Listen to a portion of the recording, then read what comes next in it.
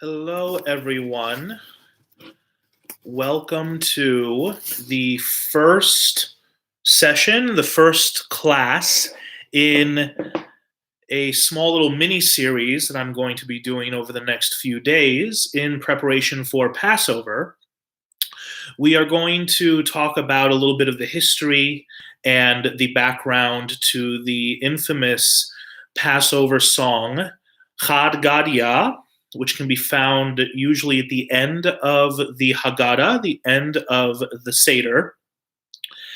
And we're going to look at today kind of the background of the text and the background of the actual song itself, as well as looking at some of the precursors to the very infamous melody that we know for Had Gadya, the one that most people do at their Seder tables, at least here in the US, in America.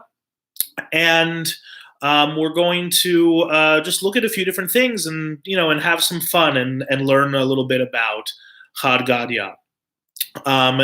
There will be two other sessions after this one.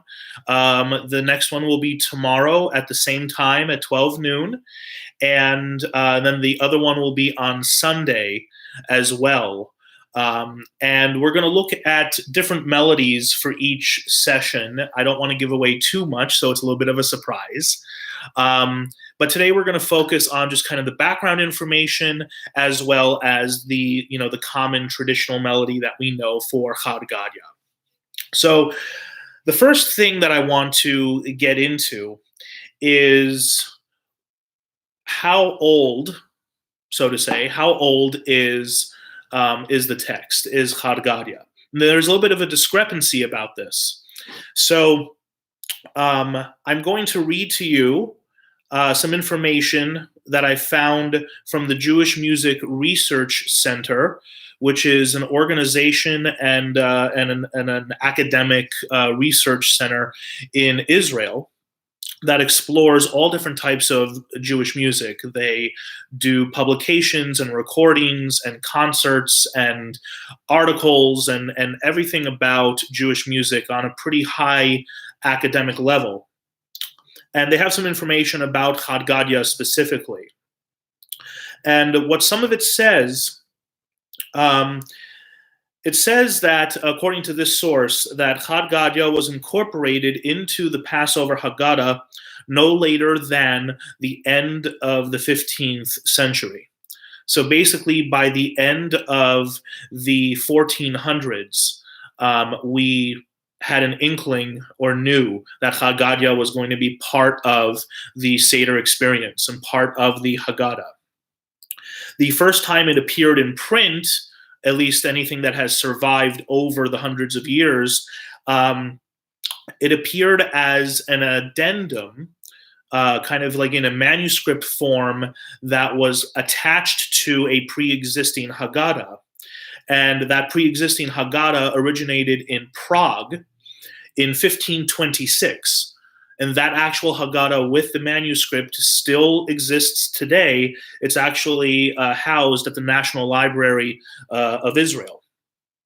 And in the manuscript, the song, the text of Had Gadya, it appears with Hebrew letters, but technically the language that it appeared in was Aramaic, which still exists today. What we often think of as Hebrew sometimes is Aramaic, as well as a translation of the Had Gadya text that was in a combination of both Yiddish and German. So that is in that manuscript, that is what exists there. Now, the first time that Had Gadya appeared in the as part of the actual printing of a Haggadah was about 70 some odd years later, in 1590. The same Haggadah from 1526 was reprinted with Had Gadya then included at the end of that Haggadah, and it's the same It is the same text from the manuscript that is included in that printing in 1590. So we know for a fact that Had Gadya as a text and as a song appeared and existed for several hundred years. And there are some sources that even say that there was a medieval rabbi who was the composer, or the text is attributed to this rabbi, who I believe the last name of the rabbi is Rokeach, but I'm not 100% sure about that. I would have to get back to you on that one. But basically, Had Gadya has been around for a very, very long time. But what we do know is that it is a later addition to the Haggadah, and a later addition, I should say, to the Seder experience. Now, I'm going to talk a little bit about the symbolism of Had Gadya before we get to the information about the melody. Now, here I have with me, this is a publication from the Rabbinical Assembly as part of the conservative movement. It is one of the go-to Haggadot for Pesach, and it's called the Feast of Freedom Haggadah. And I don't know if you can see it. It might be turned around on your screen. It might not be on my screen. It's flipped around. But let me know if it was backwards or if it was forwards. But this Haggadah is very nice because it has a lot of commentary and additional learning opportunities and information in kind of the margins of the Haggadah. And I'll even show you kind of the page that Had Gadya appears on, and you can see there's some historical information and commentary right here on the side. So I want to share with you what this Haggadah says about Had Gadya. So it says the following: Is this singable ditty a simplistic nursery rhyme version of cause and effect, crime and punishment, or is it an allegory of Israel's fate among the nations? In the light of the second theory, the one-of-a-kind kid or goat is Israel, purchased by the Father, which symbolizes God, the Almighty, for 2 zuzim. The zuzim are often translated as pennies or coins, but symbolically, what this theory is saying is that the 2 zuzim could represent one of 2 things. It can represent the 2 tablets that Moses brought down from Mount Sinai, and in some research I've done, it refers one of the zuzim is the one tablet and one of the zuzim is the other tablet. And in other interpretations, one of the zuzim is the first set of tablets that Moses broke, and then the second of the zuzim are the second set of tablets that Moses had to go back up to Mount Sinai and get the second time.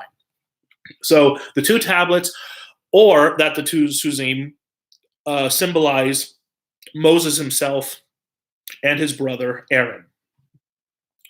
And here is the cast of Israel's oppressors, identified in order of appearance or disappearance, as the following: the cat that ate the goat is symbolized as Assyria.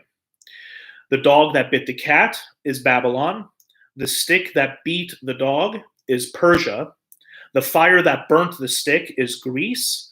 The water that extinguished the fire is Rome. The ox that drank the water are the Saracens. I think I pronounced that correctly. Saracens is an academic word or an older word for Muslims. The shochet, the butcher that slaughtered the ox, are the Crusaders. And then the Malach HaMavet, the angel of death, who took the shochet, are the Ottomans. But all's well that ends well. For if you see the oppression of the poor and the violent perverting of justice and righteousness in the state, marvel not at the matter, for one higher than the high watches. And that is a quote from the book of Ecclesiastes, specifically chapter 5, verse 7. As the curtain comes down on this miniature morality play, retribution is exacted and death dies. confounded forever. So the Seder ends on a note of jubilation and the prospect of life everlasting. And I think, of course, given the current times and the current circumstances with what's going on nowadays with the pandemic, COVID-19, and that many of us are going to have seders with either a very small, group of people, our immediate households, or even by ourselves. I think that it's extremely important to highlight the fact that Had Gadya, as a very fun song, often associated with a children's song or a way to engage the children, I think it's equally important that we try to engage ourselves with the song as a way to lift our spirits, give us hope, as is poetically and symbolically outlined in the text of the song. So with that being said, let's talk about the melody for a moment. In every musically notated version of the traditional melody that I have and that I've seen, it has always been attributed as one of the following: traditional, anonymous, or folk song. And some anthology books of Jewish music have referred to it as a Ashkenazic folk song, an Israeli folk song, or just a traditional folk song. And in modern research, there isn't that much information out there about the origins of the traditional melody. In my own research to prepare to teach you and to do this session, I had found that most people, most researchers and academics were focusing on every other melody that's out there for Had Gadya and not the traditional one. What I ended up finding was an unverified source, happens to be Wikipedia, but an unverified source that said that the melody supposedly comes from a medieval German folk song. That's the way it was phrased. And when I followed the paper trail, so to say, of this claim, what I had found was back in the 50s, there was a Haggadah, I believe it was published in London, that claimed that Had Gadya is based off of a German nursery rhyme song that comes from the German folk tradition. And I think originally it was referring more to the text and the rhythm and the poetics of the song versus the actual melody. Listening to that German folk song, I was able to find a recording of it, this little kid's nursery rhyme. I can see that there are quite a bit of musical similarities to Had Gadya, but there isn't necessarily a direct parallel, linear comparison. It's more the style versus the actual melody itself. With that being said, I would like to go ahead and play for you this melody. If you give me a second, I'm going to transfer to a different screen. And then if anybody is interested in finding the full recording on YouTube, when we are done with this live stream, I will try and put a link to the YouTube recording of this. So here we are. Let's take a minute or so and listen to this recording.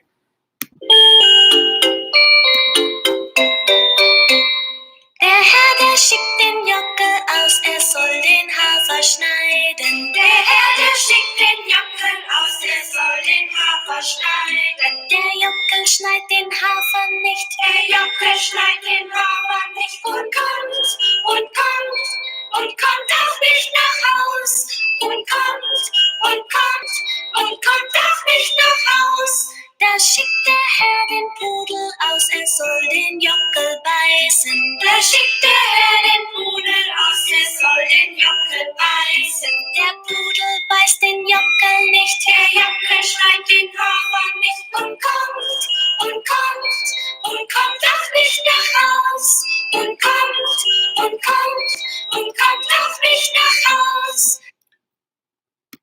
Had Gadya, Had Gadya. It's not exactly the same melody, but the I would say the aesthetics and the style are definitely the same, or at least very very similar. I don't know too much about this German nursery rhyme, and I will actually, for more, I guess, background and historical information on it, I would actually defer to our rabbi, since she is from Berlin. I am hopeful that she might recognize this. And Rabbi, if you are watching, please, let me know if there's any additional information about this song or about this nursery rhyme that we can learn from. So, with that being said, I would like to go ahead and sing for you a little bit of the traditional melody. I'm sure that we all know it. For those who are watching, if you want to sing along, if you have a Haggadah with you, you can do that. You can sing along just the chorus if you want. What I'm going to do is sing the first, few verses, and then I will go to the very last verse, which summarizes, summarizes all of the different cause and effect things that happen throughout the song. So here we go. Had Gadya, Had Gadya, dieser bin Abba bitrezuze, Had Gadya, Had Gadya. ואתה שונרה ואכל לגדיה ואכל לגדיה דיזה בין אבא ביטרזוז אחד גדיה אחד גדיה ואתה כלבה ונשך לשונרה דאכל לגדיה דיזה בין אבא ביטרזוז אחד גדיה אחד גדיה ואתה חוטרה והיכה לכלבה דנשך לשונרה דאכל לגדיה דיזה בין אבא ביטרזוז אחד גדיה אחד גדיה ואתה נורה ושרף לחוטרה דהיכה לכלבה דנשך לשונרה דאכל לגדיה דיזה בין אבא ביטרזוז אחד גדיה אחד גדיה ואתה הקדוש ברוך הוא ושחט למלאך המוות דשחט לשוחט דשחט לתורה דשחט למיה דחווה לנורה דשרף לחוטרה דהיכה לכלבה דנשך לשונרה דאכל לגדיה דיזה בין אבא ביטרזוז אחד גדיה אחד גדיה. And with that, I know I didn't do the whole thing, and some people love to do the whole thing. Some people just do parts of it. It can get a little long and daunting, and especially we'll talk a little bit more about that, how daunting singing it can be when we look at some of the other melodies that we'll look at tomorrow and on Sunday. There's an additional commentary here in the Feast of Freedom I would also like to share with you. So it's a commentary on the actual phrase of just one kid, of the actual phrase of Had Gadya. And it says, 130 years after Jacob had settled in Mitzrayim, in Egypt, Pharaoh dreamed a dream that filled him with dread. In his dream, he saw a balance. On one scale were the mighty men of Mitzrayim, bound together. On the other scale lay a young kid, and the tender kid outweighed all of Mitzrayim. Then Pharaoh took counsel with the wisest of his wise men. What did the dream portend? That a child would be born in Israel who would wreak havoc in Mitzrayim in order to lead his folk to freedom. What should be done? Pleaded Jethro, let this people go to the land of their ancestors. Encountered Balaam, let their name be wiped off the face of the earth, cast every newborn Hebrew male into the Nile. Balaam's preachments prevailed. Jethro, banished to Midian, became the father-in-law of Moses later on. Balaam learned a humiliating lesson from the donkey's mouth. And Pharaoh found out that a power mad potentate dressed in a little brief authority was powerless to circumvent God's plan for the liberation of man from human bondage. And I think that's a nice message there, that not only does Had Gadya as a song and as a text give us the hope that we need in today's time, it also harkens back to this midrashic commentary of its relationship to the actual Passover story. And with that, I want to wish all of you a safe and healthy and joyous Passover, as well as a kosher LePesach. I will be back on here tomorrow at 12 noon. We will continue talking about different melodies of Had Gadya. And then again on Sunday, we will also do another session as well. So please, if you are able to, it would be great if you can share this video with your friends and your family. And please direct them to our YouTube channel, also our Facebook page, Beth El Phoenix, where we have the information of how to access our current live streams for the synagogue, and our Zoom information for Daily Minyan, and of course all of our online offerings, both ongoing and for Passover. So thanks everyone, those who joined in and those who will be watching later. I hope you enjoy. And once again, Chag Sameach. See you later. Bye.